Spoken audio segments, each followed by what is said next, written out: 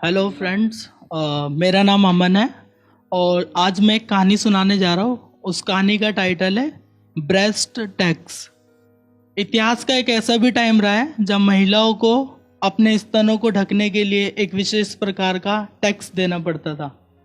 ये कहानी केरल के एक राज्य की है। उस राज्य का नाम है द्रवणकोर। वहाँ पे निम्न कही जाने वाली जाति की महिलाओं के लिए स्तनों को ढकने का अधिकार नहीं था।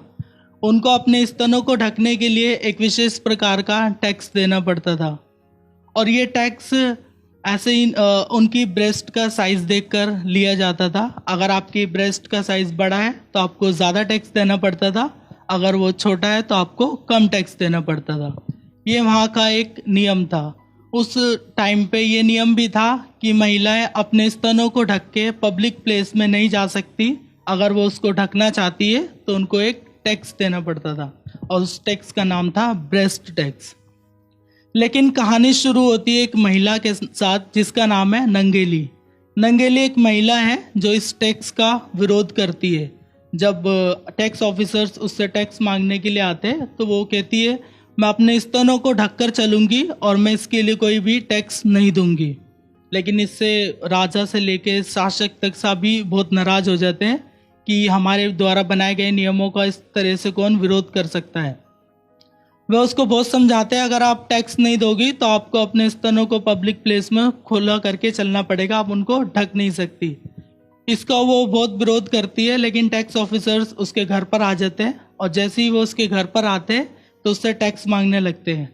लेकिन वो उसका इतना विरोध करती है कि उसके बावजूद भी वो उसको इतना प्रताड़ित करते हैं कि उसको ये टैक्स देना ही पड़ता है। लेकिन वह गुस्से में अपने घर में जाती है और लेकिन जो टैक्स ऑफिसर्स आए उनको लगता है कि चलो वो घर में गई है तो टैक्स का पैसा लेने गई है, लेकिन ऐसा नहीं होता।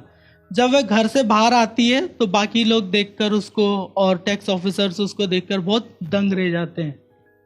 क्यों? क्योंकि वह अपने दोनों स्तनों को चाकू से काट कर, और ये एक नियम था कि उनको केले के छिलके में वो टैक्स पे करना पड़ता था, तो वो अपने दोनों स्तनों को काट कर उस केले के छिलके में रख देती है और वो कहती है कि मेरे पास देने के लिए कोई पैसे नहीं है और यही आप टैक्स के रूप में रख लो और मैं इससे ज़्यादा और कुछ नहीं कर सकती। इसके साथ वो ये भी कहती है मैं अपने शरीर के उस अंग को ही हटा देती हूँ जिसके पीछे इतना झगड़ा है।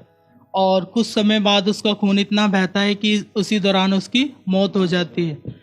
लेकिन ये बात पूरे राज्य में फैलती है तो बहुत बड़ा हड़कंप मच जाता है और लोग दंग रह जाते हैं। राजा, प्रशासन सारे दंग रह जाते हैं कि हमारे द्वारा बनाए गए नियम का विरोध कौन कर सकता है। लेकिन वो महिला इतना बड़ा रिस्क लेकर उसका परिणाम ये होता है कि राजा को अगले दिन ही अनाउंस करना पड़ता है कि इस प्रकार का कोई भी टैक्स नहीं लगेगा और महिलाओं को अपने स्तनों को ढकने का अधिकार दे दिया जाता है। तो आज जो महिलाओं को अपने स्तनों को या ब्रेस्ट को ढकने का अधिकार है तो वो कहीं ना कहीं इसी महिला की वजह से है। धन्यवाद।